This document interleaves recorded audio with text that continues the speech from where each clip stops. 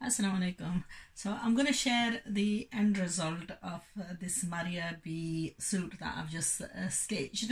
The first thing I want to emphasize is I'm not retailing either of these suits, and I'm not trying to promote one versus the other. All I'm showing is the kind of result that you can achieve when you put a lot of effort and hard work into anything that you're sewing. So the result is ultimately down to how much effort you're going to put into your work.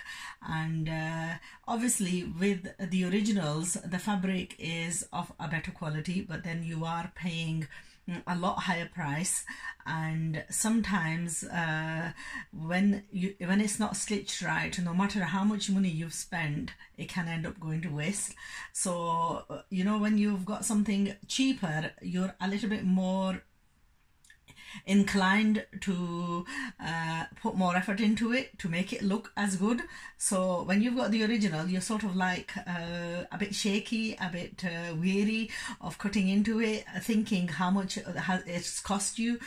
So often, and I've actually said this and I am witness to this, that when I've gone and purchased something that was so expensive, I've had it lying around for ages and ages, just thinking, you know what, have I got the guts, have I got the the willpower, the jazba to go and cut into this? And sometimes that's a big setback.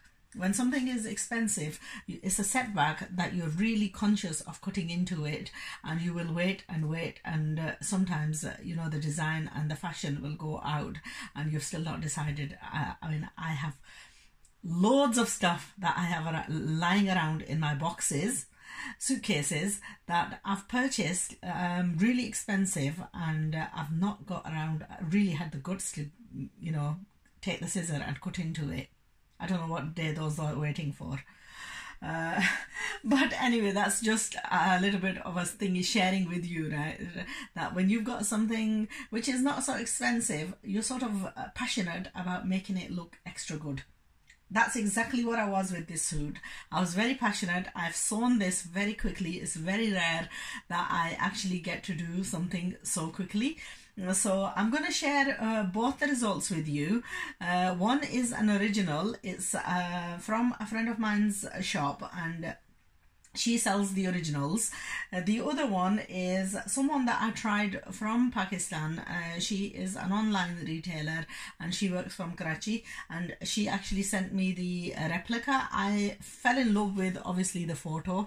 Now I haven't got my model here today, so I am going to have to wait and until she gets back, and then get her to try it on for you, because really the result is ultimately in the wearer. I did buy this for my fussy daughter, but unfortunately she is very reluctant. She wears a lot of the plainer stuff, and she said, "Mum, I will not wear this type of trouser." I have a very good, very passionate sort of what can I say about her? I have a customer, a friend, who is very passionate about her clothes, and she often messages me and says, "Auntie, can you sew, or can you advise me on doing this?" And she's a wonderful girl and I love sewing for her. It's very few people I sew for. I know a lot of people ask, do you do stitching? Now, I don't do stitching, unfortunately, because I simply haven't got the time. The only little bits of time that I have, I do it for myself or my family nowadays, because I am on my annual leave at the moment. I'm on I'm on my holidays from my madrasa, so I go back in another 3 weeks, and then I've got 2 years of very hard, intense studying.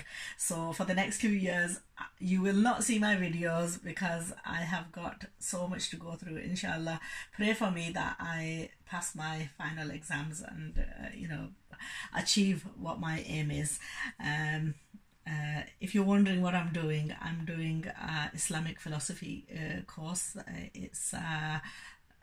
it's called an Alima course, and it's a 6-year extensive course. I've been on this course for the last 5 years, and I've got 2 final years remaining. So, and those years are hard. So I'm going to try and keep away from all distractions for the next 2 years. That's why in these few weeks that I've got left, I'm going to try and do as much as I can, and then maybe I'll catch up with you on holidays alone. Okay, so this girl, she messaged me and she said, Auntie, I love this suit, can you make it for me? You know what, I have put a lot of effort into making this, especially the little detailing and so on, and this is something that you do for the people who are beloved to you, who are close to you, or you know, for money. I don't think, you know, there is enough money that you can earn to make a living if you put this much effort into it.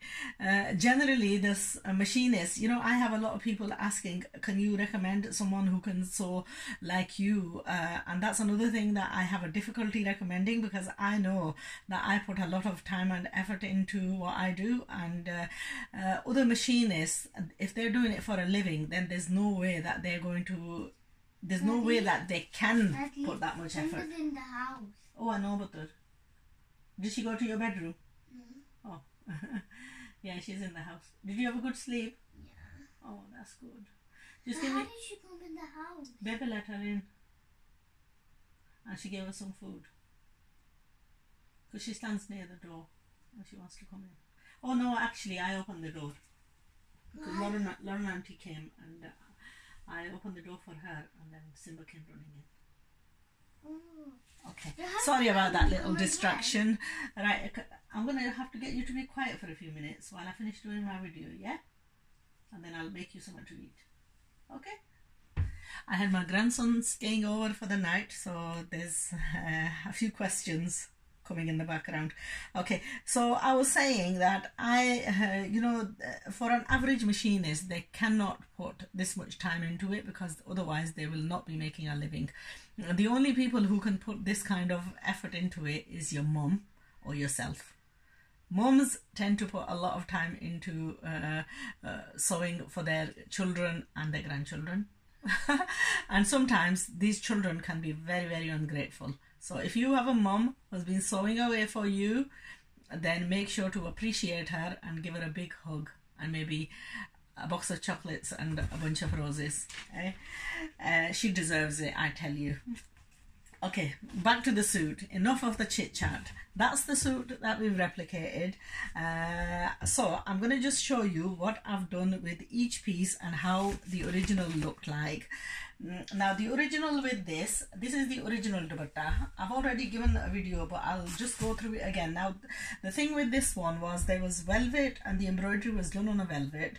The sequins on this are more goldeny, and the sequins on the replica are more silvery. So that's the main difference. There is a very slight color difference where the original is a little bit of a duller color, and the replica is a lot more brighter. Now this one, the embroidery was done on net. So what I did was I used the jamawar fabric to finish off, and I've used piping on the edges of it, and then just overlaid the wrong side of it with the jamawar to blend it in with the trouser. And then I've used the lace, I've used these beads that I purchased on the dupatta here and there, and I bought 40 of these, and they weren't enough. So if you're going to buy something like this to do a full dupatta and the kameez, then make sure to buy 50 and not 40.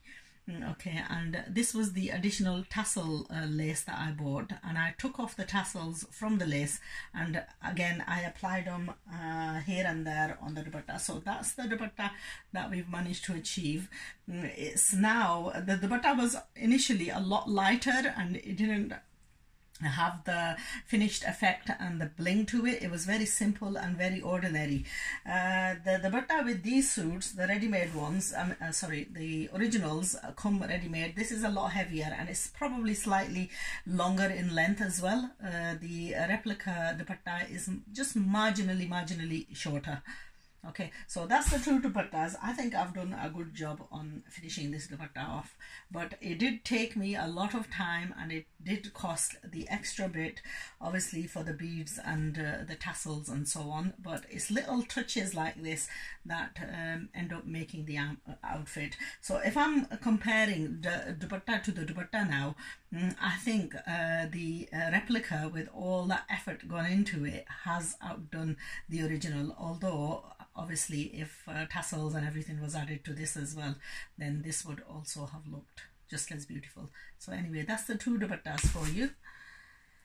Then going on to the kameez, I did my variations on the kameez. Okay, one, there was the color difference, the fabric difference. There is the slight fabric difference in between these two as well.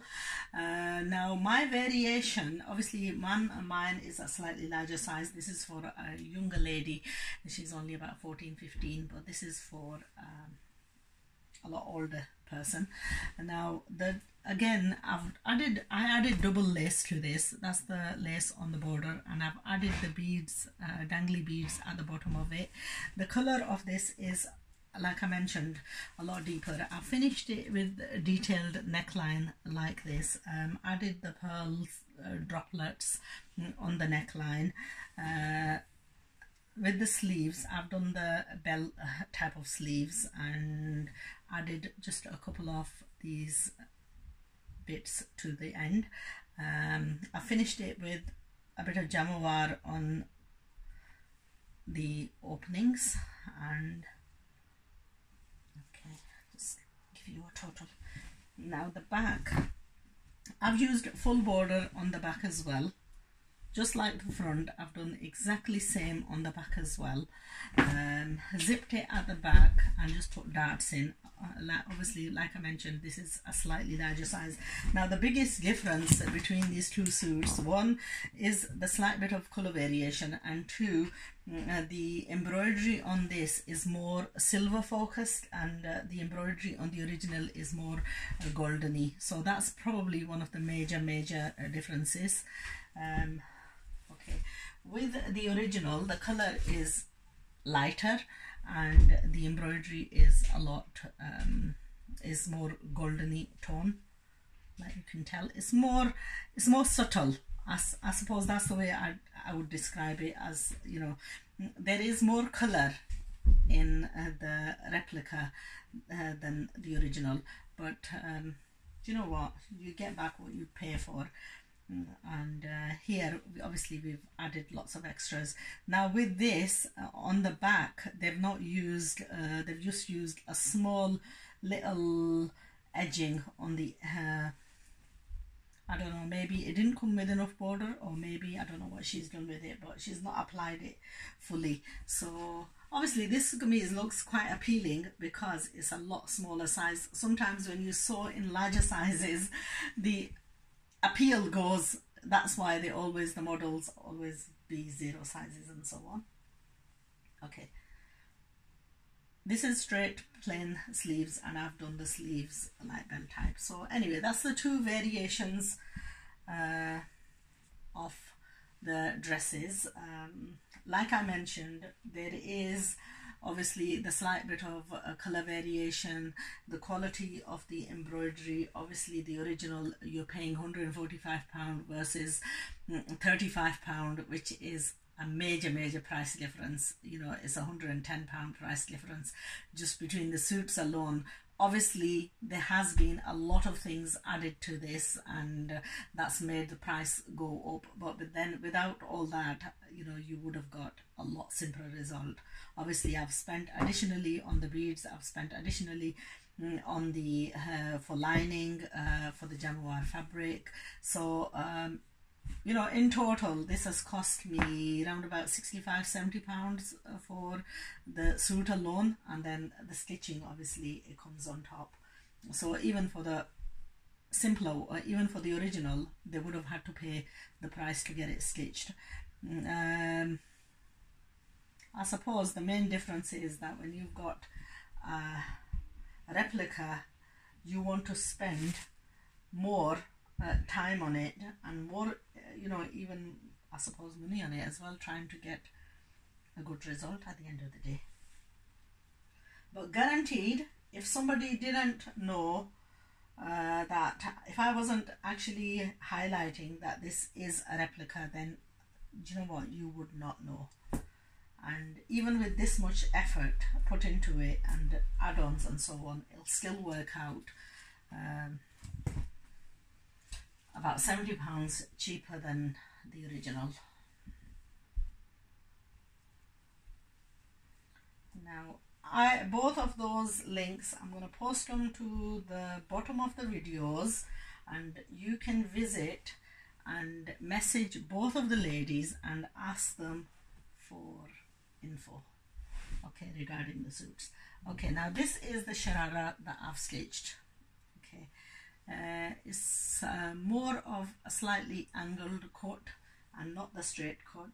The main difference between my cutting and the lady who stitched the other one is I tend to make my crutch a lot shorter at the front and deeper at the back.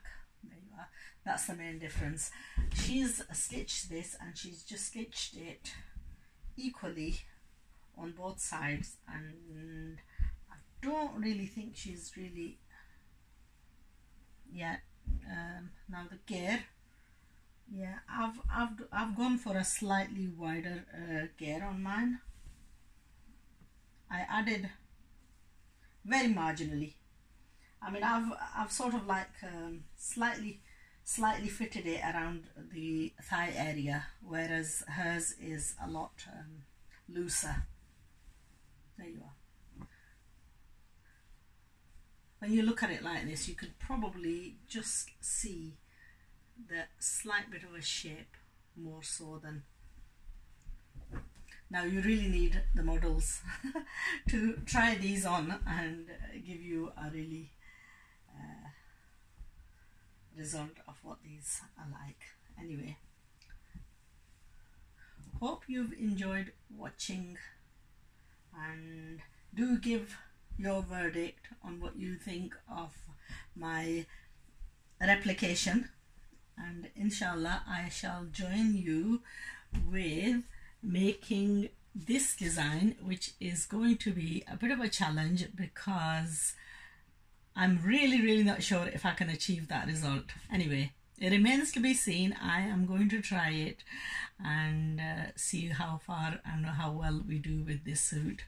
And take care and see you again soon.